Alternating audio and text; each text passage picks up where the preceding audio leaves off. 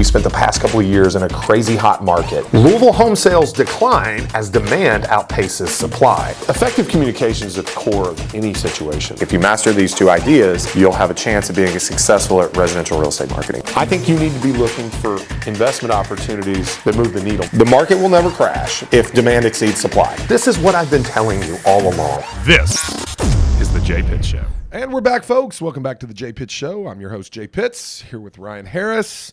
You know, I wonder, should we call you the host, is the question. Because you kind of do host. I feel like, maybe. I don't think I can reprogram my brain The to Jay say Pitts anything. and Ryan Harris Show. Oh, look at him. Look at him. Did you hear the breaking news from like an hour ago? What is it? I saved it. You know, we always talk before we start these podcasts, and I almost brought it up, but I saved it. But Krispy Kreme is on fire. In Louisville? The old OG one on Bardstown Road Krispy Kreme is on fire? As we speak. Engulfed.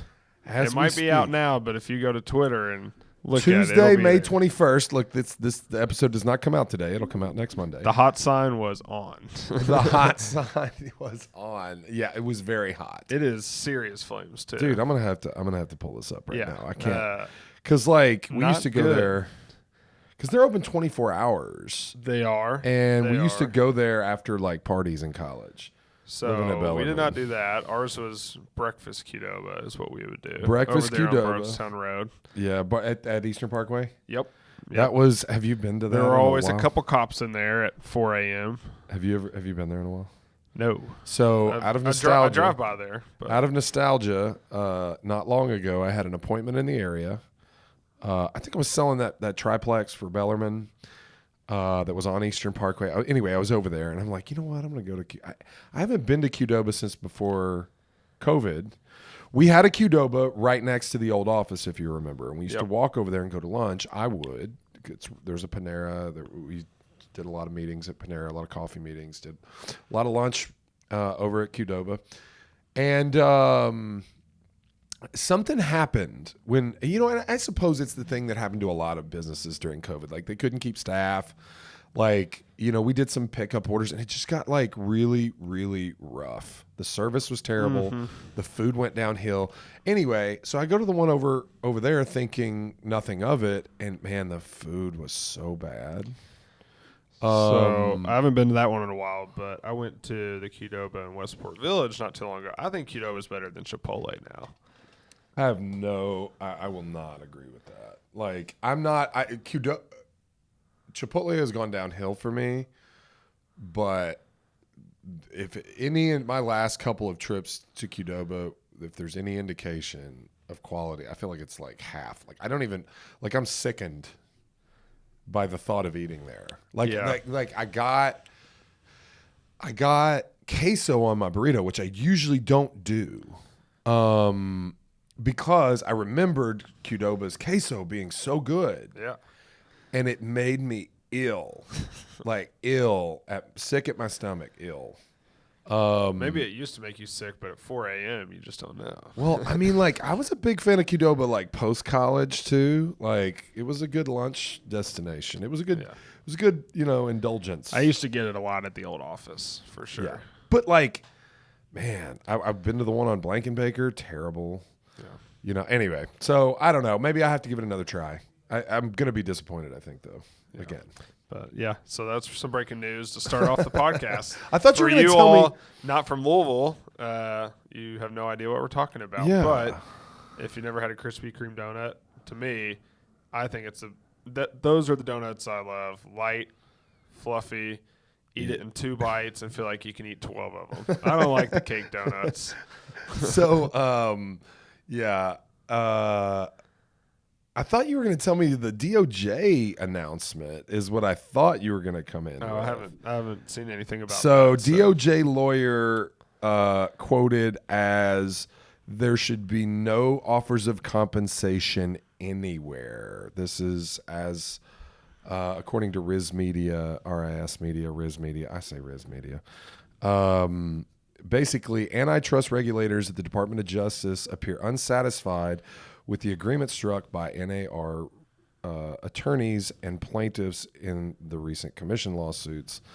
DOJ lawyer quoted as saying explicitly they do not want offers of compensation made by sellers' agents to buyers' agents ever.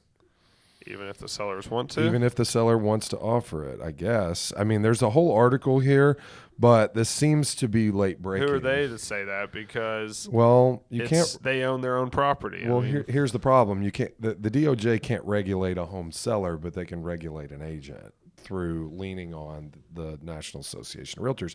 Like, this is a crazy opportunity. You know, our industry has been very well protected and very well insulated for a long time against these types of things. But these lawsuits have been a vehicle to enact serious change. But that's, anyway, some of this is old news.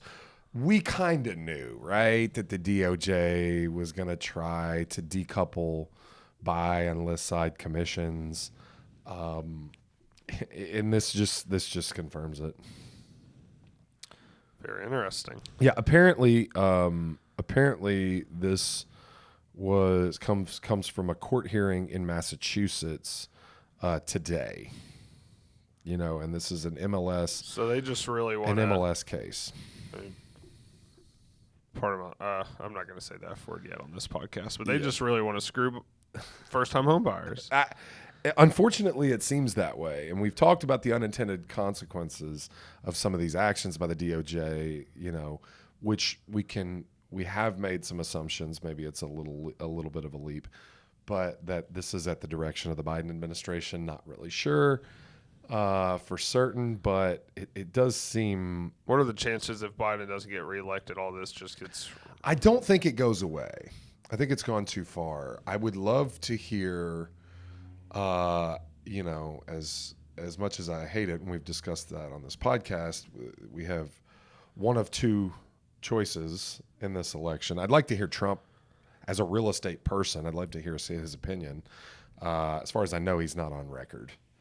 Right now, Trump was not a residential real estate person. He was a commercial real estate person, which, we're moving toward a model that is much closer to the way commercial operates. Yep. So I don't know. Maybe Trump doesn't have a strong opinion about it. Who knows? But, the DOJ thing, I could see the DOJ pressure. I think I could see it rolling back.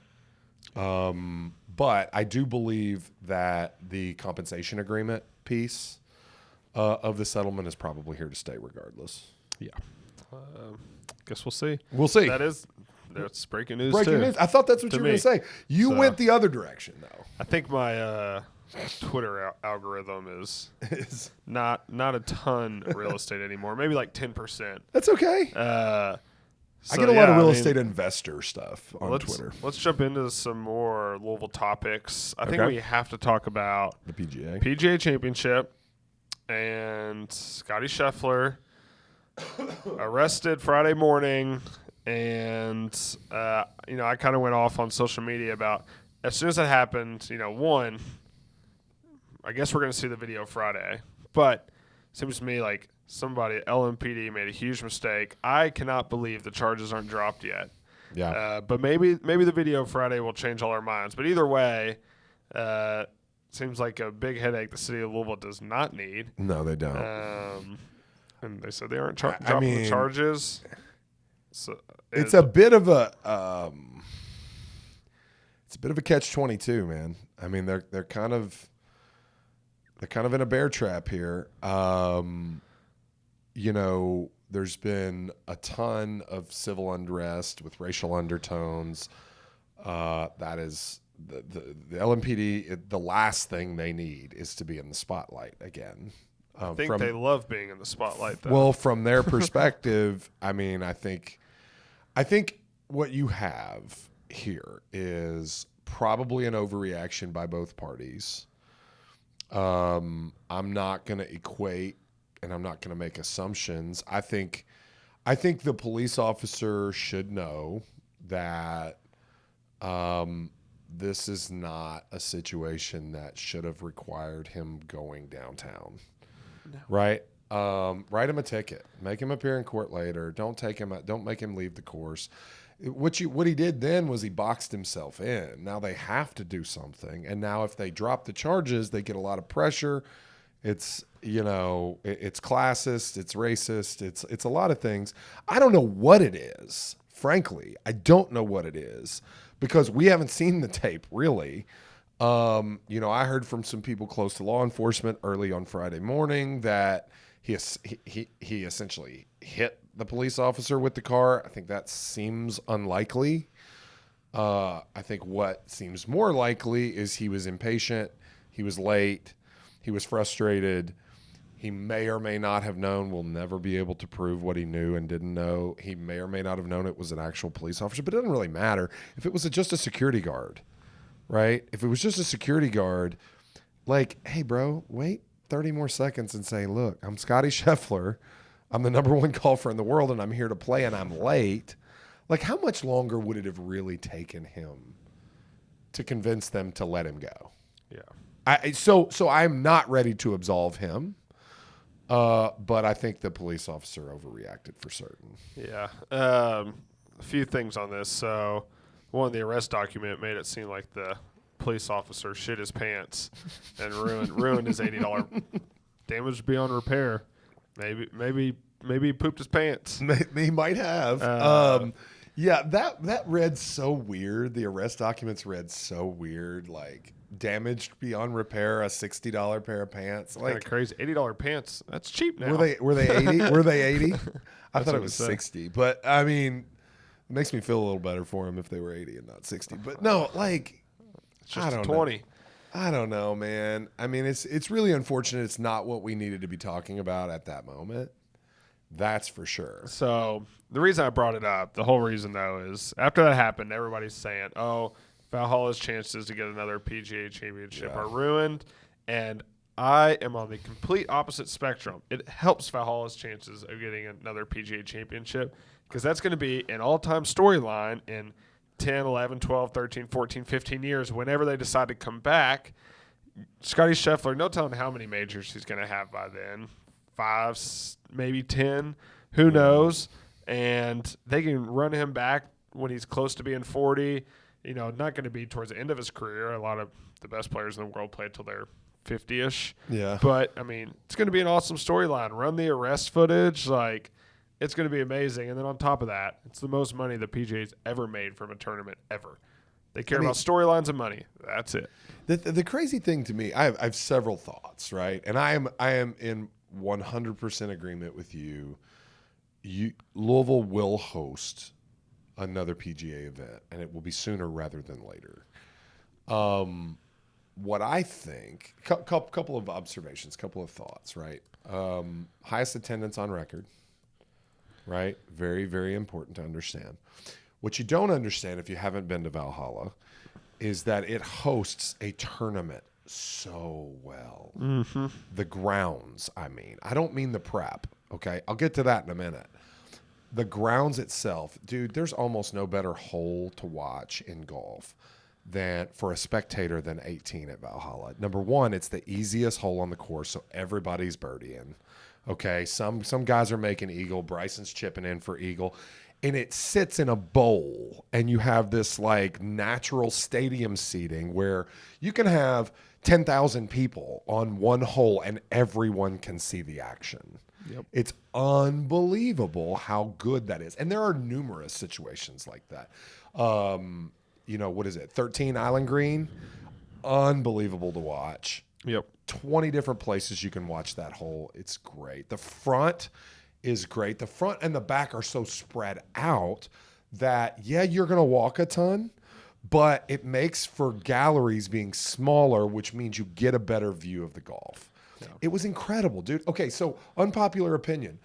Louisville did a good job hosting this. Mm-hmm. Like, I know the man got hit and lost his life on Friday morning, and that is tragic. Okay, but that is, that is a product of, the way that we live today. We are impatient. There were ways that were sanctioned to get to the course. That wasn't one of them. Okay. Yes, I did the same thing. I got a ride in. I got dropped off, right? I didn't cross Shelbyville Road, which I don't even know the details of that, whether he was crossing Shelbyville Road. I assume so. I live within a mile of the course. Okay. on Shelbyville Road, between Shelbyville Road and Old Henry, Aiken Road, etc. And I did not sit in course-related traffic not once the entire week. I have to cross that area. Okay, I have to get on Gene Snyder, which is the interstate that brings most people in, I-265, to Shelbyville Road, which they take to get to the course. I have to go there and back every morning taking my children to school. Mm-hmm. Okay, I took them to school every day that a practice round and a weekday round was going on. I didn't sit in traffic once. The shuttle service, I've heard not a single person that I've talked to waited in line, not a single time. Not going, not coming, nothing.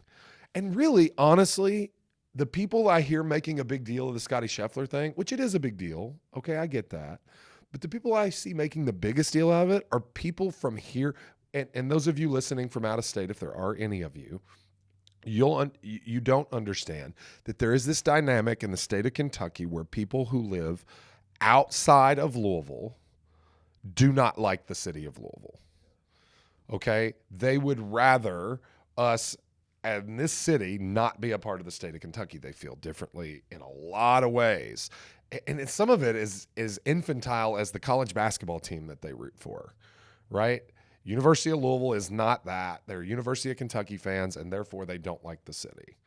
Okay, so all that compiled, they want to see Louisville fail, and I hate it.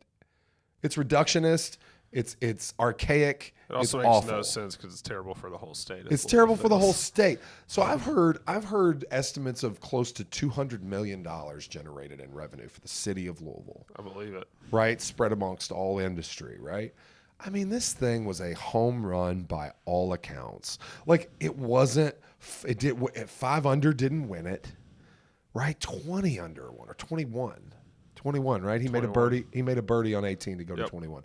21 under. Do you know what kind of golf action? I mean, you got to watch the best players in the world go double digits under par on one of the best tracks out there.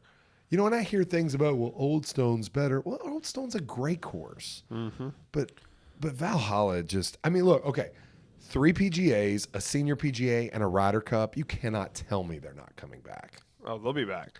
Now, it won't be until at least 2032, though.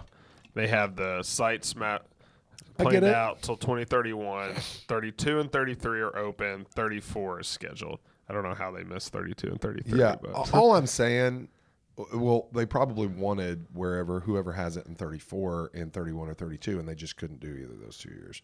Yeah. Right, or 32 and 33. But here's the thing. So that just proves the point that at the time that the Scheffler thing happened, it was at minimum going to be 8 more years before it could come back. Mm-hmm. So Most people don't know that. So they'll get it in 32 or 33, and they'll say, when it gets announced, they'll say, "Oh, the Scottie Scheffler thing pushed it back 8 years." Yeah. Like, ridiculous.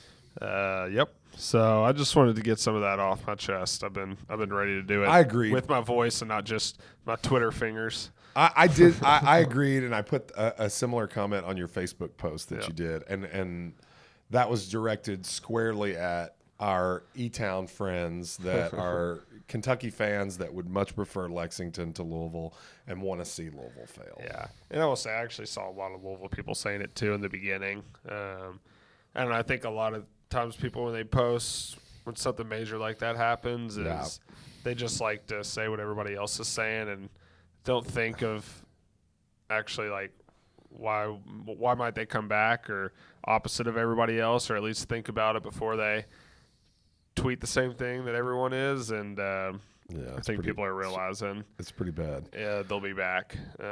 By the way, I've really had to catch myself though on social media not responding to everyone because I'm still seeing people say like it's not coming back or complaining about Valhalla playing easy. And if I wanted to respond to everybody every time, it's all my Twitter. All my tweets would be. So I don't want it to be that. But I'm good. I'm past it now. We'll see when this video comes out Friday, though. Tons of smoke coming off the Krispy Kreme fire, by the way. There's nothing on the official Krispy Kreme account, which obviously they're bigger than one store in Louisville, but wow. And it is toast. There is no chance of saving this thing. No. That Paul Miles with 840 HAS with a post on it too. Yeah, that thing's gone. But dang. All right, let's see here. We're gonna move on to a little bit of real estate stuff. I have a few real estate things. Okay. I was curious though, so I've noticed. So we've talked on this show how you do Monday morning meetings with your team, and you switch them up from time to time. And I feel like I've noticed you switched it up again. There's agents teaching classes on the team. Can you explain what you're doing there? Because I don't know anything about it. I've just seen some videos put out, or I came in this past Monday and noticed somebody was talking. So let's start a little further back, and I'll give you the three main formats that we've done for team meetings. So I think it's very important to get participation in a meeting. Frankly, we're all adults, but like when we get bored, we stare at our phones and, pretend to be checking email or look at Twitter or whatever. So like I detest the corporate American, kind of concept of meet for the sake of meeting, right? I don't want to take up your time. We're obviously independent contractors, so attendance is not mandatory, but is certainly appreciated. So I try to make the meetings valuable. Once upon a time, I started a meeting structure where we went around the room and every person spoke, and they named their next transaction that they expected to go pending, because that was our most predictive sales KPI. And they would give me a win. So positivity, something positive. I was even there for that one. Yeah, you were around for those back in the day. So, and as the size of the team grew, it got really hard to get it done. Basically all the meeting was. It's basically all the meeting was. I also like to review the team's current production, how many pendings do we have in the last week, how many closings, that kind of thing. So we like to do review numbers, and there was usually some sort of little anecdote or rant that I would go on. And that was kind of the first meeting structure. And then there were certain challenges, and we dropped the next deal, and we just have them fill out a form. So that saves us a little time, and then they still give us a win. But then the win morphed into like everybody just saying, had a good weekend, because we're meeting on Monday. And that doesn't do a lot to inspire the members of the group. So we needed a revamp, and usually what I do is I talk to our leadership and ask them to make suggestions before we restructure the meeting. When I did that, I want to say it was probably in 22 that we made our last switch to our second meeting format, which was a Q&A style format where we would do a very quick 10 to 15 minute numbers review in the beginning. And then I had a singular question that I would put out for the team to know what was coming that particular day. And I didn't put it out on Friday. I didn't put it out on Sunday night. I didn't want people to have too much notice, because what you'll see is you put out a difficult question or a really probing question, and less people would show up for the meeting. Or they would come up with a more bogus answer. So I'd put it out about an hour before the meeting. So everybody had to plan to come to the meeting. You'd wait for everybody to tell their spouse they were going into the office. I waited for everybody to set their day up that included the meeting, and then I would put the question out. And then I'm sure there were still people that were like in their car on the way to the office when the notification on Slack came through, and they were like, "Oop, not doing that one." And funny thing about it is too, they went to Starbucks instead. What would you have said if they were like, I don't have an answer to this question? You'd be like, well, okay. No, I would have asked them another question. And I am fairly notorious for challenging people to express how they feel and think, or to actually just think. And so like it started off really good, and I would ask really probing questions. And honestly, I got a lot of good information from my team. I found out as a result, one of my questions was, how many hours a week do you work? Oh, and I could not, I wasn't even there. I don't even know if I was on the team stuff for that one. Maybe I was. I could not believe the answers to that. Yeah, that was kind of crazy. And I've gone back and my reaction was very sharp because it was disappointing, the answers. But I think I've been educated to this point now that some of those were just like I had a bit of a misinterpretation, like people actually work more than they said, but like they interpreted that to mean something different than I don't know. And maybe they just made it up because I was upset. What's really surprising about so like for you all listening, I don't think we'll put numbers on it, but the numbers agents gave were a lot lower than what I mean. Like for example, somebody said 30 hours a week, which I would find hard to believe that you would consider yourself full time at anything. You only do 30 hours per week. It's crazy. And you know what's funny about people saying that or interpreting a different way? Usually people want to lie and say they're working more hours than they under-exaggerated. But yeah, so I got really pissed after that one. Kind of went on tilt. And, it was probably good for the content. But I did a whole team retreat speech based on, like, putting in the work. Right? And that was definitely in 22. It was leading into 23 because it was the 23 team retreat in January, which we were expecting some market changes. And anyway, that was fine. But like those questions when they were probing and you didn't have a good answer, some people shrunk from that challenge. And as time went on, it became very, very challenging to come up with new informative, leads or questions to be able to start discussions and actually teach. Yeah, I can get that. So recently, when we had a hard time coming up with these questions, I called upon my leadership again, and they said they wanted more, because we do a thing on Wednesdays here twice a month called tactical training, which is topic specific, presenter-led training. And so I decided that we would do something more similar to that.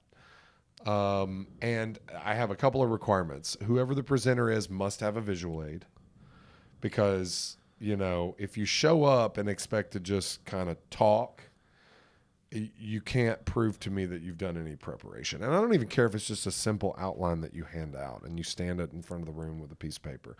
Like, I do not care, but I want to know that you've thought about what you're going to say ahead of time. And so we're doing many, 30-minute single topic training sessions. We've done rapport building so far. We've done deal manufacturing with investors. We've done,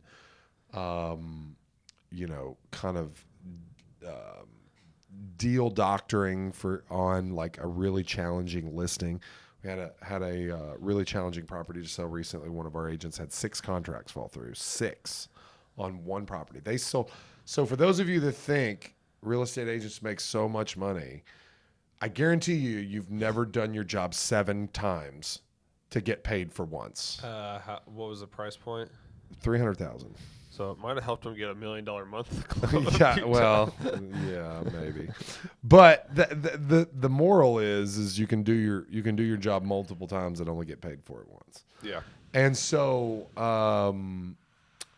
that was a great one that we had this particular week, this Monday. Great training. So that's we're gonna run with that. We're starting with the leadership. We're gonna open it up to individual agents on the team going forward. That's cool. We're just gonna see where it goes because that training is really important. That's cool. Do you think you'll run out of topics on that though eventually? Eventually, yeah. I think we will run out of topics. Yeah. It's that's cool though. It's just something that we'll recycle because what'll happen is, when the topics run out, you're far enough from the first ones you started with that you need to do them again. Yeah. And that's the cool thing about like topic specific training. Yeah.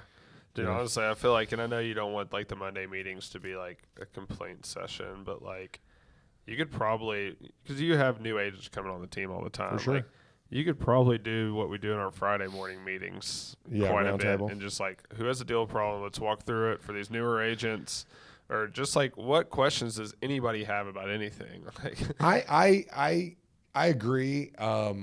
But yeah, it's going to be, we're going to let Might it have run to tell its course some before people we they go. can't talk. But, You are not allowed to talk today because all you're going to do is complain. yeah. No, I mean, I could see that. I could see having some roundtable sessions in there too. Yeah.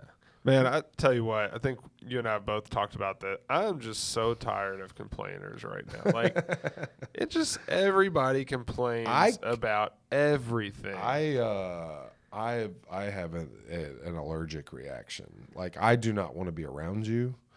I do not want to listen to you. My children complain about things, and I'm like, what you got to complain about?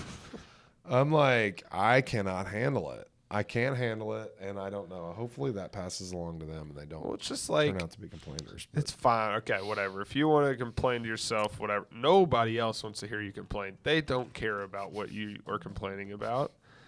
This is the crux of many romantic relationships where, one party wants to vent and the other party wants to solve problems. My wife and I struggle with this. I struggle with this. I struggle to hear the vent, and I'm like, oh, so they say, I'm told, they say you should ask at the beginning of one of these conversations, do you want solutions or do you just want to vent? I've never successfully asked that question before. But well, so you said Jen doesn't watch or listen to the podcast, but she did see the golf clip. She did see the golf clip. She sees the TikToks and the Instagram reels. That's for sure. And the funny thing is, one of her friends commented on it first and was like, "Oh, poor Jen." I was like, "Yeah, poor Jen." I saw some no profile picture person commented like, control your wife. Control your woman. He or said. woman. You need to control your woman. Like, bro, you need to get a life with that one. Yeah. Gosh. Even if I did subscribe to that way of thinking, there ain't no controlling her. She controls herself. Yeah. Like, Yeah. pretty weak. All right. Let's move on here. So this is a little different thing we haven't done before. It's kind of just call it which is worse, but you got to explain why. Okay. Basically, Which is worse? It's buying a house with something wrong or this wrong. Okay. And you got to decide which is worse. All So right. two things wrong with a house. Yep. All right, And let's if hear you it. got to make a choice, which one would you rather Okay. have? All right. Or which one do you think's worse? Okay. You can do it either way. You can either say which one you think's worse or which one you'd rather buy. Okay. right. But we're calling it which is worse. So first one, buying a house with shoddy electric work or plumbing work. To fix them is the same price. Plumbing. I take plumbing. So I would take electric. Really? I want to hear your plumbing one first. I think we're probably thinking the same thing. I know why I- you said plumbing. I'd rather have shoddy plumbing because, electric causes fires and you could die. So, yes. So that's that's what I almost picked plumbing because of that problem with electric This work. is where he tells me, Hannah, where he thought of something I didn't. No. Really, you're probably right. I think my thing with electric, you are taking a more safety risk if you take the house with bad electric work, for sure. Chances of dying much higher with bad electric work. But with plumbing, I don't know. That's a lot of water that could end up in your house somewhere. They also might have to dig up your yard, put some pipes in there. Possible. You might get some really bad smells from them fixing the plumbing. Yeah. And then there's feces and urine and stuff that you don't want to deal I'm with. taking the. You're bad taking electric bad house. electrical. So you're thinking like, I just won't turn on the lights until it's fixed. I'm thinking it's easier getting somebody in there to fix it than plumbing. It's less of a headache. Okay. Perhaps. Perhaps I'll give you that. I'm still like, I don't want. But my once house. again, chances of death much higher. I don't want to die, and I don't want my house to burn down. Yeah. All right. Cool. All right. Yeah. I'm sticking with. I'll take the plumbing. All right. Messy plumbing. Next one: buying a house on a busy road or buying a house that backs up to a train track. I'd rather back up to train tracks. Yeah. I'd rather I'm back thinking up. let's think either. We won't do Lexington Road because there's very nice houses. And these are nice houses too. This is a good middle. So like North Hubbard's or those houses honestly where I used to live, MacArthur back in there off Hubbard's that backs up to the train track.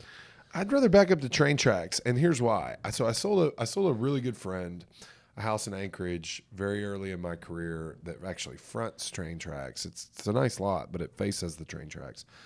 And he says, and I would agree, after a while you don't even hear it.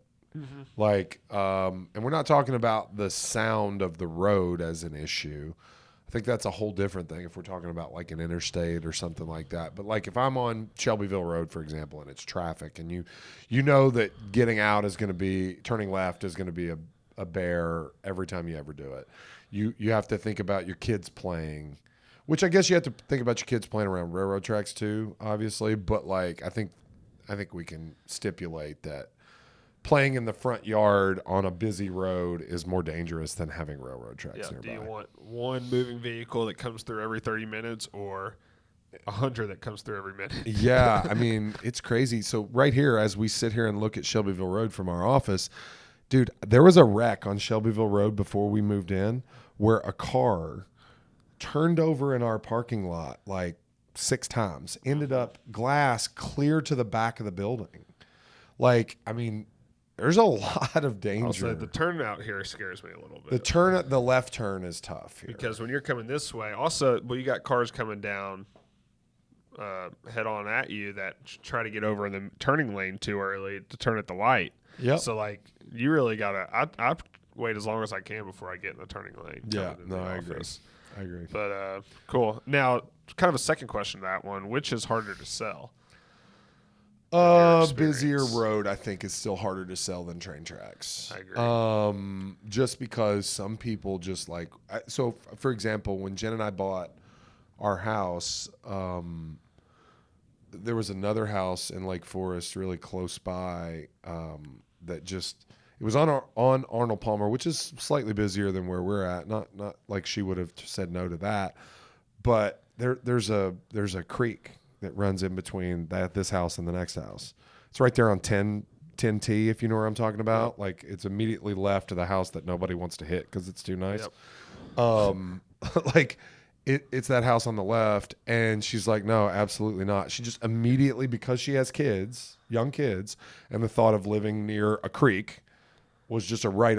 People do the same thing with busy roads. Like, young mothers, young parents, they want no part of a busy road. And I think a railroad tracks is something that people can learn to live with. Yeah. And frankly, in places like Anchorage, for example, it's kind of looked at as charming. Right. Weirdly. Yeah. Even though it's loud. Yeah.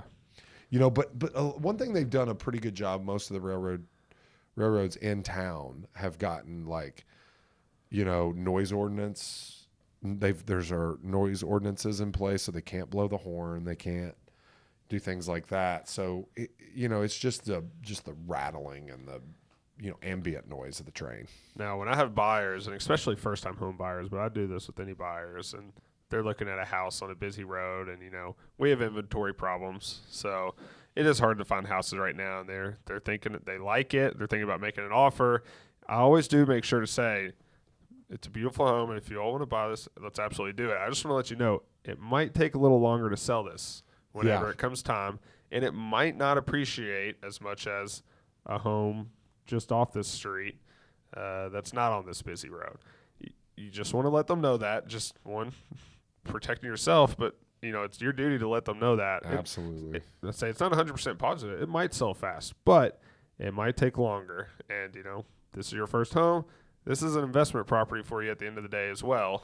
I just want to let you know that. Every home's an investment property. And I think this is a really great thing for agents listening to. Like, most homes I sell to buyers, I somewhere along the way mention, when it comes time to sell this, just mention something about the house. Like, you can do this work, and when we sell this next, it's going to make the property worth a lot more, or something like that. And you're already implementing that seed. Like, hey, I'm going to sell this for you when it comes time. Like, you have to do that stuff. No, you absolutely have to. And, speaking to resale is something that we do as real estate agents that's an enormous value to people. So what comes to mind when I hear you talk about, reselling a property on a busy road or by railroad tracks is there are times when consumers want to take a risk with substantial improvements, and there are times when you don't. You know, for example, I bought my first house. There was nothing wrong with it. It was just in a more of a cookie cutter neighborhood. It was a nice home. But I wouldn't let Jen renovate and do a bunch of crazy stuff because I knew that we were at or near the ceiling and we would get modest price appreciation year over year. But there were no things that we could do to the house that would make it substantially more valuable. And yeah, there were things that she would have loved to do to make it better for us, but I wouldn't let her do it. You know, if you live by railroad tracks, there's a ceiling on what you're going to sell that property for. So don't go drop in, you know, a $200,000 in-ground pool and expect to get anywhere near your money out of it. Yeah. You know, everything you spend money on is purely for your own enjoyment, and you should make sure you get all the enjoyment out of it. Then you're prepared to let it go for almost nothing when you're done. Yep. All right.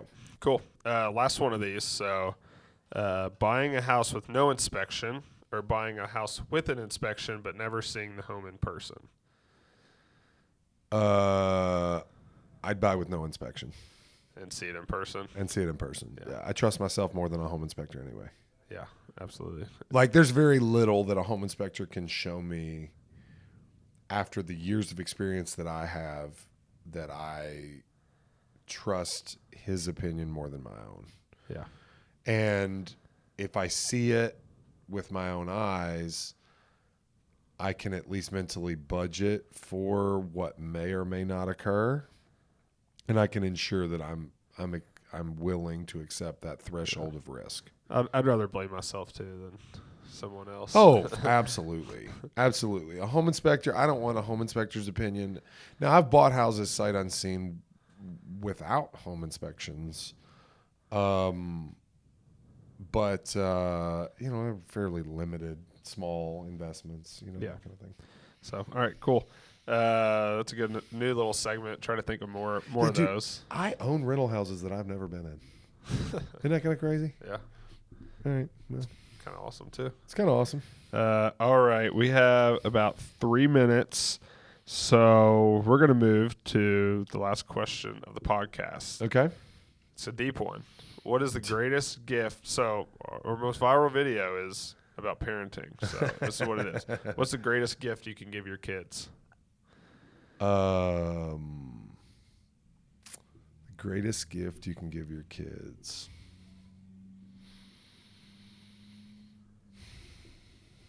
That's tough.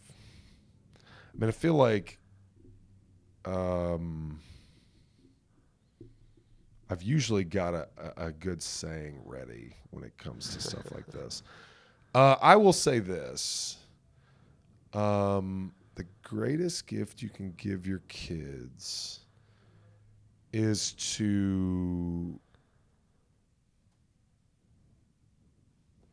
be at the same time their biggest fan and their harshest critic. How about that? Simultaneously. And I think that's important for us for a couple of reasons. And I won't say that I'm this good with my daughter yet. She's only 6. I've got time. But with my boys, I can already tell. Even the 4-year-old, I can already tell I'll be like this with him. I'm certainly like this with my 11-year-old. If you can impress me, you can impress anyone. Period. If I'm your harshest critic and you can impress me, you can impress anyone. But at the same time, I celebrate your success with you more than anybody else will. Right? And that's in all things. I mean, it may sound like it's the sports thing, and it probably is, at least with my boys. But it's with anything. It's you know, my 4-year-old had his first field day at school today. My 11-year-old plays all the sports, but he's also really smart. And so like I celebrate his grades with him. You know what I mean? Because he does really well in school. So yeah, being the harshest critic and the biggest fan at the same time. Nice. I know that's kind of two things, but it'll just have to do for me because that's my answer. No, that's good. What do you think? I'm still trying to figure this out, but to me, it's like, just I would say spending quality time and support. Oh, for sure. Showing up to every single ball Being game present, or competition or anything they do. Just being at every. That's my parents, even college golf. We played a different city every weekend, and they're there. They came to every single tournament. Yeah, that's awesome. Sometimes they heard me say some cuss words, and other times not. I tell you what, man, now we're not so deep. College golf, there's nobody really out there watching a ton. There's parents here and there. You hear some cuss words flying around the golf course in college golf, especially Division II. It's pretty wild. Just because there's less cameras? Is it because less cameras? College? I don't know. I think you're just Division college I kids, might have and some cameras you're on. you're just out there, and there's some MFers flying. And whew, tell you what, A lot of club throws. Did better than John Rahm. I've seen you throw clubs better than John Rahm did this past week. I got it down. But, He taught me the helicopter throw. yeah. No, dude, I so agree with you. Being present, that could have been my answer, is being there, because your kids, they want to impress you more than they want to impress anybody else. Yeah. They may act as they get older like they want to impress their friends, and that is true to a certain extent, but like they really care what mom and dad think. And having you there is just such a blessing, because you see the kids that don't have someone there, and how different they are, and how things seem to mean less. And it's just sad, like I coach literally everything. Dude, I'm tired. I'll be 43 years old this year, and I have not taken a sports season off in almost 3 years, like from coaching. Like coach baseball 10 months a year, coach football 4 to 5 months a year, coach basketball 4 to 5 months a year. Like there's no breaks. Yeah. And I just do it, man. And now I'm getting coach to a the real point. estate team 12 months a year. Yeah, that too. I have to raise 2 other kids. Well, I'm getting to the point now where my other kids are really involved in things, and I have to be there. Yeah. So I've already had the talk with my 11-year-old. I'm like, look, man, you have to do some of this by yourself soon. Yeah. Because I gotta be there for them too. Yep. So cool. Good stuff, man. Good episode. That's it for this show. Good episode. As always, folks, we appreciate you tuning in, not just for the PGA news, but, the local commentary and a little bit of real estate along the way.